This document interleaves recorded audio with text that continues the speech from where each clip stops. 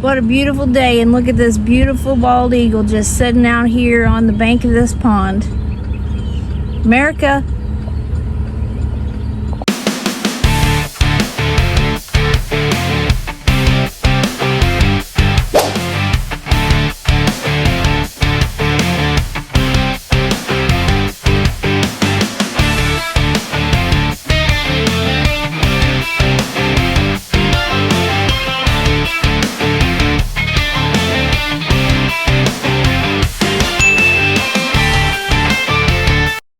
Alright guys, good morning. Welcome back to Homestead Hopes. So in the other content I have here, you probably saw that we were building this small wall. I didn't get to do a lot of talking about it because we had a really big windstorm last Sunday night. The winds were about 70 miles an hour, and that went all through Sunday and throughout the wee hours of Monday morning. Didn't stop till like 1 a.m. But as you can see, all of our framing survived.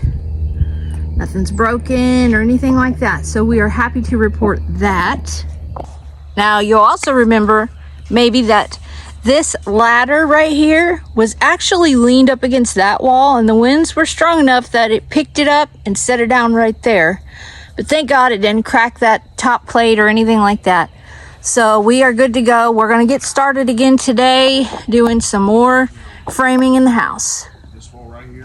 All right, so starting out, we're going to build this wall to divide James's closet and the shower.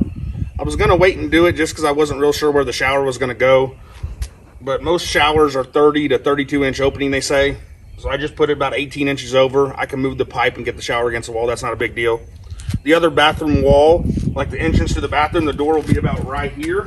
So we're going to go ahead and build that wall. And then this is just simply going to be an archway right here with cabinets over here for spare blankets, stuff like that.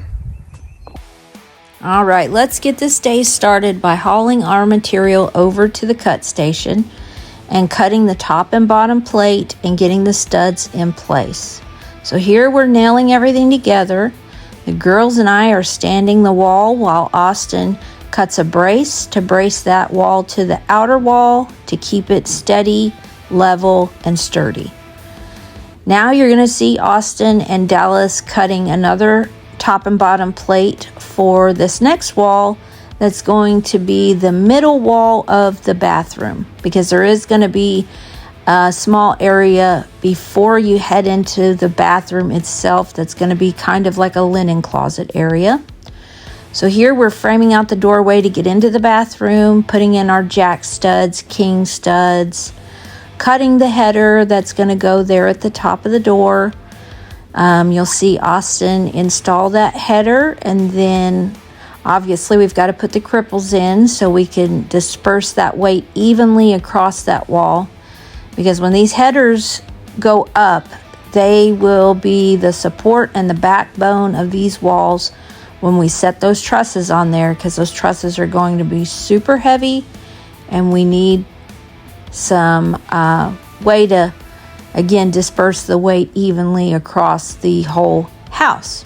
So, got that installed. Looks like we're going to stand this wall now. So Austin's putting the level on it, making sure it's sturdy, bracing it up. We've got it all braced up. Now, this is going to be that outer wall I was talking about to enter the linen closet area before the bathroom. It was pretty easy to do. I mean, it just had a doorway on there and all of that, but it did present its own type of challenge. And the reason I say that is because we couldn't build this wall in place where we wanted to install it. So we had to drag all the boards over into a bedroom, construct the wall, and then get that doorway framed in and everything, put the header in, all that good stuff. But we had to build it in a bedroom and then drag it over to where it was to be installed, because we didn't have enough room to stand it up in place where it was going. So here we are putting braces in, and then you will see us manhandling this wall over here. Thank God it was not a heavy wall. It was pretty light. And I've got two strong guys in my life that do all my heavy lifting, James and Austin.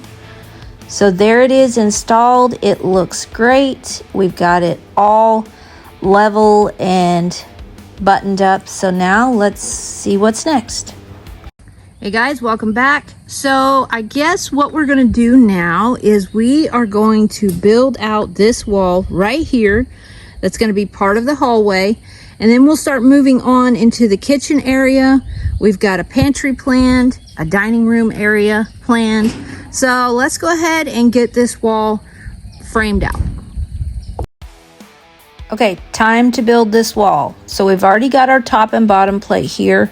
We're gonna bring over the studs, and this wall's gonna have a doorway in it. It's gonna be the back side of the pantry / hallway wall. So we've got our doorway installed right here. We're gonna put our header in. Once that header goes in, it'll be time to stand it up. So you'll see us stand the wall, put a level on it, measure the clearance for the hallway, and brace it up. Okay, now that we got that wall stood, we are gonna put a wall right there to kind of tie everything together. So let's go. All right, so this one is going to be an easy peasy wall, like the best and easiest ones to build. So here we are, moving our cut station over to the hallway, putting our top and bottom plate down, getting our studs nailed into place. Remember, those are 16-inch on center. Got the wall stood, and now we're tying it into the kitchen wall and the back of the pantry wall. So it's the next day, so now let's build this doorway for this bedroom here. After that, we may build a closet door for the closet over here, and then we need to do some work on the pecs. So let's go. Okay, so now we are going to finish this doorway and stand it up and put it into place. Austin's going to make sure it makes a really nice, clean right angle right there. And then we are going to get started on the other doorway to the left, right here. So Austin took the level and made sure that that doorway was nice and plumb. We've got a nice right angle there, transitioning from the door to the doorway on the left-hand side, which will be the doorway to the closet. Everything should tie in together and look nice and appealing to the eye. So let's go ahead and get this doorway built to tie everything together. So by now you guys should be pretty familiar with building a doorway. That's what we're going to do right here. Pretty easy. We've shown how we do it about 1,000,000 times. So we are not pros. We just do what we know to do to build everything the way that basically the internet and YouTube teaches us. We give lots of props to the Perkins Builder Brothers because they are geniuses at building houses. So here's the pecs we were talking about. This pecs we purchased, I can't remember off of where, but it was really good pecs. It didn't lose its color. It's super tough, not breaking. You can see one's red, one's blue. It's 1/2 inch for the water that comes in. This is the main line for the water to come into the house. This is the cheap pecs from Amazon. Now it used to be red and blue just like this. And you can see that right here. See where it's still got a little bit of red? Well, it did stick up pretty high out here, and one of the kids came over and it just snapped right in their Break hand. a piece of it. So, Oh, that's not gonna break. Yeah. it just breaks so easily. So, we're gonna have to cut this off. It seems like the stuff that's down in here is still good. Stuff that the sun wasn't getting to is good. The sun wasn't getting to it, so we're gonna have to at least cut it down. We're gonna have to cut every one of those pieces of PVC off around ground level, and then crimp on new pecs to the end of the good pieces. Right. It's an easy fix. It's just annoying.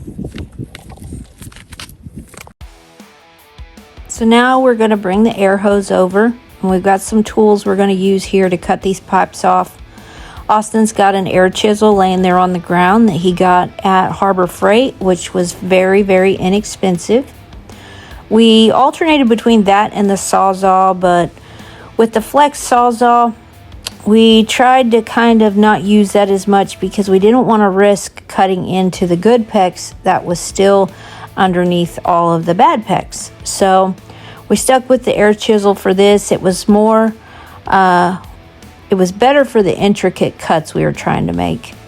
And so here we are being really careful, trying to chop all those messed up pipes off and get everything cleaned up so we could attach the new pecks to those little stubs and nubs that are going to be sticking up out of the ground. So still cutting. This took probably an hour to an hour and a half. We were getting really hot that day. It was super sunny and there was some wind, but the temperature was just really hot that day. So here's a better look at kind of what we're doing. You can see here that we had some PVC pipe around the outside of it, thinking that it would safeguard it, and it did, but just not those pieces that were sticking up out of there. So he's going to take off all of that PVC, and there's the red pipe still exposed. That is still good. So that will be what we connect the new PEX pipe onto. This one definitely needs to go lower.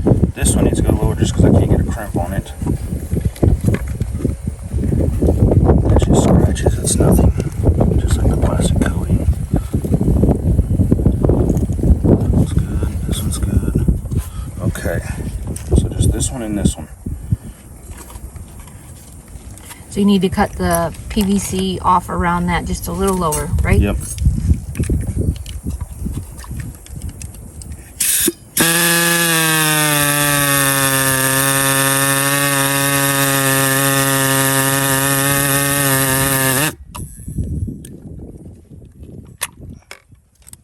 Alright guys, so we had to stop messing with the pipe because we're going to pick up a special delivery.